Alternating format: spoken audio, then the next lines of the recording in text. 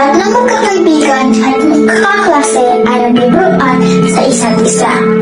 Minsan ay mahirap sabihin kung ang isang tao ay nagbibiro lamang o sinusubukan kang saktan. Pero tuloy-tuloy pa rin ang mga masasakit na mga biro. Kahit pagkatapos mong hilingin na ihinto na ito ay maaaring bulihin na ang nararanasan mo. Lalo na sa social media, online messaging platforms, gaming platforms at mga mobile phone. Ang pagbubuli online o cyberbullying ay maaaring makakuha ng atensyon ng maraming tao na hindi mo kilala. Nararamdaman mo parang intake ka kahit saan.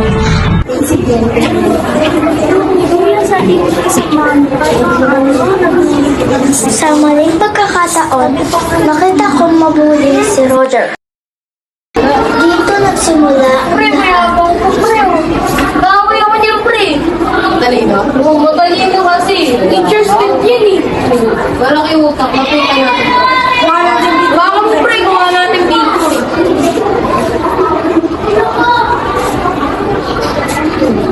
Pangit niya, pre. Pangit. Speaking of, papayaran natin sa iyo.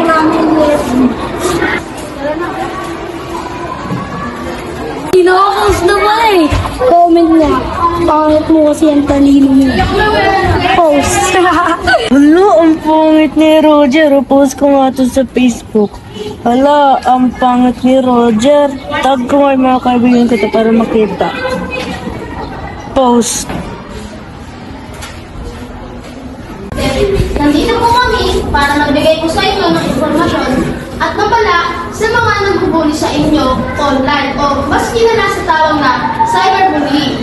So, maaari po kayong magsumbong sa guidance, sa guro, at sa coach ng ating paaralan. Maaari po kayong magpasama sa inyong magulang upang magpag-usapan at nagawa ng solusyon.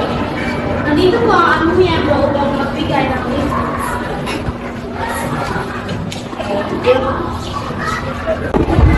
Oy, pag magdudugin na kami nagkalatero ah. Hindi kayo nagkaka sa amin. Hindi na lang dito. kawawa naman si Roger.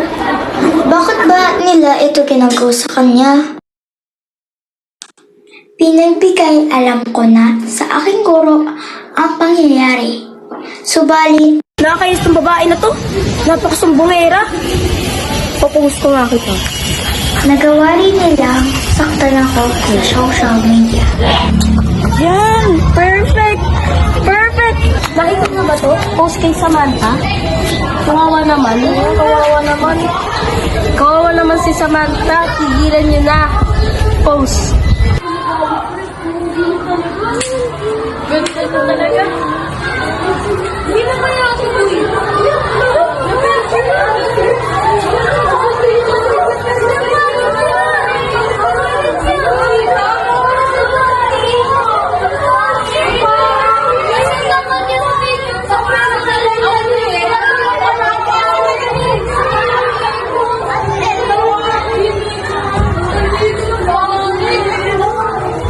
Nalaman ko kung bakit nila ako pinagtatawanan. Ang sakit-sakit. Bakit sila ganun sa akin? Si Roger, paano niya nakakaya ang lahat ng ito? Maging matatag? Paano? ang picture sa'yo? Tignan mo. Tama na! Ayoko na! Samantha! Tigil na!